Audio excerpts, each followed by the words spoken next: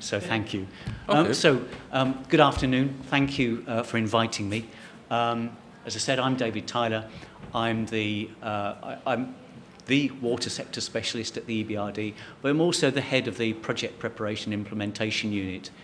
So we look after 10 of us, or 10 additional people to myself, who cover the municipal infrastructure, urban transport and power and energy sectors in that regard.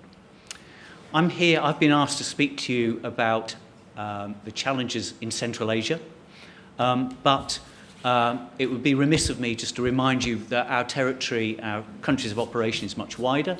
We cover Eastern Europe, Western Balkans, North Africa, Turkey, Jordan, so the CEMED countries, as well as Central Asia and Mongolia. But it's Central Asia that I've been asked to focus on today. So I'm going to reveal with you some of the challenges. You'll hear some of the sort of familiar issues that we face in the water sector, the way in which we've responded to that, particularly in Central Asia, and then a little bit of a lens in terms of future focus and where, particularly private partners, might be interested in that regard.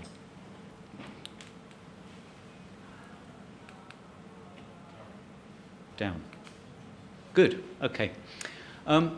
Right, well, the bottom right, we've seen these sort of figures before, gives an illustration of the level of access to water and wastewater sanitation, and Central Asia is very similar to other countries where it's nowhere near universal. For sure, drinking water is much further ahead than sanitation, but is a long way behind. And the prospect of actually meeting the United Nations targets by 2030, I think, is a bit unrealistic. But there we are. We all have a role to play in actually supporting our countries and clients in achieving that ambition. In this situation, we would identify that it's rural communities that are probably the most disadvantaged, and certainly those in those communities, it's the most vulnerable. It's women, it's the elderly, it's disabled people who are the most affected by the lack of clean water and sanitation. Why is this the case? Well, we see countries where there's been legacy underinvestment, a lot of high capital intensive assets that have not been cared for, and then you end up with this vicious cycle of sort of underinvestment. And it starts with poor assets, which leads to poor service. Poor service leads to people not wishing to pay the full amount for their bills. It leads to never leading to full cost recovery. Not achieving full cost recovery means you can't invest in your assets, in your operation of your infrastructure, and so the cycle just continues, and it just gets worse and worse and worse. Add to this, and we've heard, from others, that there's also issues in terms of historically low tariffs, a dependency on subsidies, to low institutional capacity, and the utilities that we work with, just not having the capacity to borrow. And this leads to not only that sort of social injustice, but also environmental harm to boot. So what are we doing about it in the EBRD? Well, if we look at Central Asia, it's quite a busy slide, but I'll help you navigate. This is telling you 4 things. And the 4 things it's telling you is that our investment in Central Asia is we've been active there for over 20 years. And the investment in the municipal space is fairly constant and gives you a good, strong indicator of the type of pipeline that we have going forward.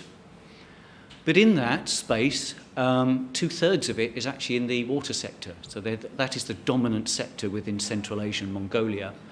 And although we're an institution that very actively promote private sector participation, it'll be no surprise that the majority of our investment actually in these countries are with public entities.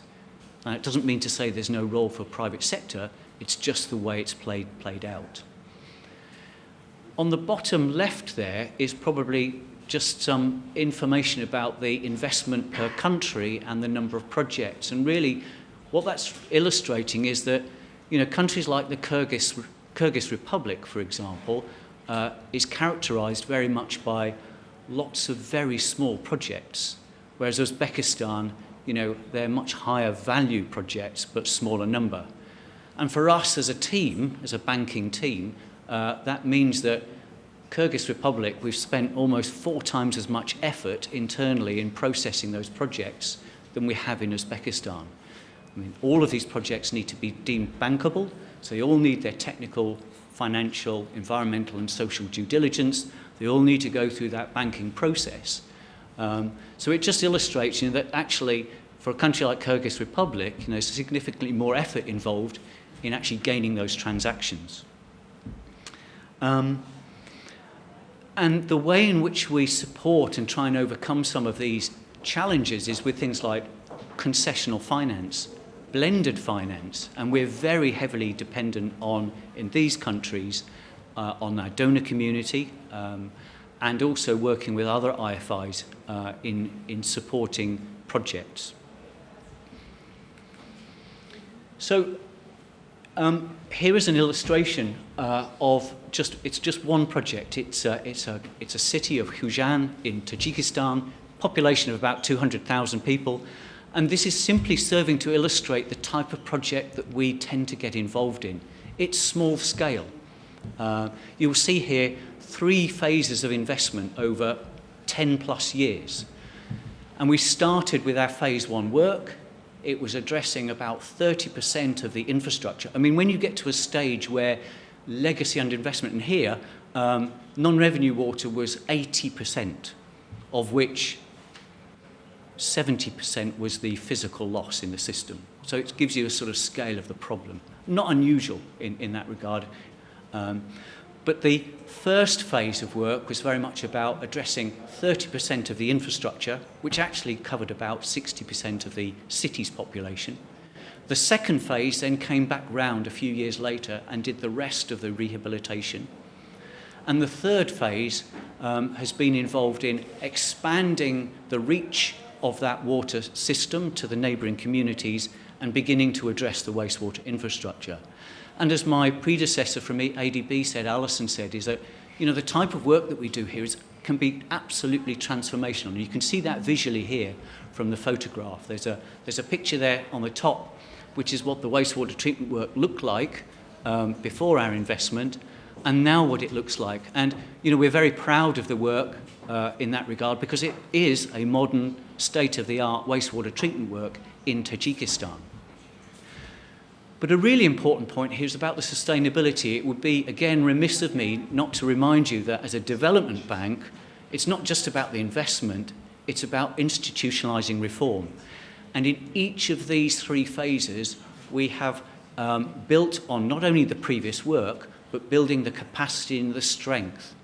So, we've transformed a utility, and that might be through many measures, and it's tailor-made, and it can range from supporting the utility in terms of implementation of the project. It could be getting its finances to a state that it's recognised internationally. It could be dedicated training in that regard. But it's tailor-made, but really important that you understand that as a development bank, it's not just the money, it's institutionalising reform. And that way we get we move towards a more sustainable and successful ownership of these types of projects. I think I've gone backwards. So, not really trying to repeat what my colleagues said, but this is really my lens in terms of what some of the future looks like. Of course, we will be continuing to invest in small and big projects in Central Asia and other countries of interest, because they're critical in meeting this ambition towards SDG 6, universal access to drinking water and sanitation. But you'll see here, our focus is both on becoming increasingly more of a green bank, and in doing so, we recognise that we need to create a stronger, more resilient, sustainable water sector.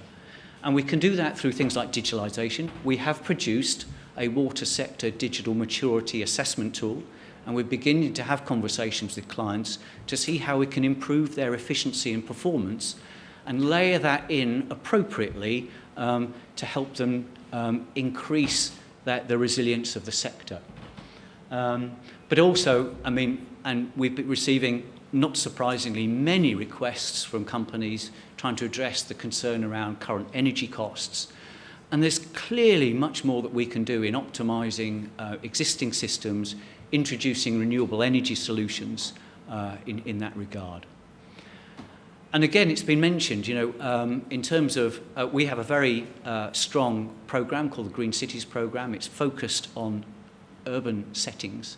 And what we see in that is that, issues of heat stress, water management, so flooding, and poor air quality are becoming increasingly dominant in urban communities. And there's a real role to play in terms of water management, not just in terms of nature-based solutions, but in terms of mixing both green, blue, and traditional grey solutions together.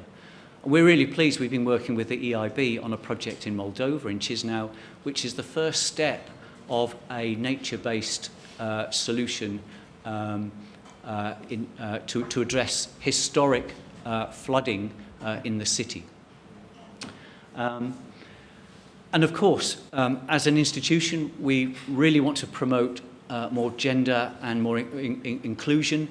We have a really good example in one of our Central Asian countries where the act of actually employing older women to collect the bill has actually increased the revenue, because women felt quite intimidated when young men came to collect the bill. So it's a very simple example, but where actually positive attention to gender can actually gain utility, can gain on the bottom line. Now, I mentioned here, development of competent forward investment plans, but what I'm really trying to say here is that, and we saw an example earlier, where a utility understanding its assets and its operational intelligence is really, really important. And we've been working with some of our advanced transition countries in Romania and Bulgaria, for example, in developing enhanced asset management programs, evidence-based approaches that help them prepare competent investment plans that they can then present to a regulator.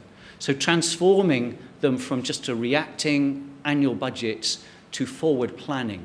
And we certainly see that there's a real role there for, systems intelligence thinking coming into the sector in that regard. And recognizing the fact that most of the sector is very capital intensive, I really do think, and we've seen it ourselves in EBRD, examples of where decentralization, of introducing innovative solutions, does have its place. We've invested, for example, in Mongolia, where a large majority of the population live in Ulaanbaatar. Many of them live in the outer GERS, which are not well served. But investing in water kiosks has been a way in which we've been able to actually provide access to clean water cost efficiently. And that's really important. It's about the affordable, cost-efficient solutions. With examples of where we had digital tool in Egypt, which allow women, well, everybody, to basically pay their bills online through their simple tools, but actually facilitate, but embrace innovation and technology. And then, of course, it would be remiss, again, my final remiss would be, as an institution that promotes the private sector involvement, we've heard of examples where it can be as simple as contracting out services and to the project that was mentioned that we're involved in with World Bank and ADB in Namangan, which is a potential of a PPP project in Uzbekistan, which is really exciting. Well, that's good, because I've only got a few things to say. So my last few points is that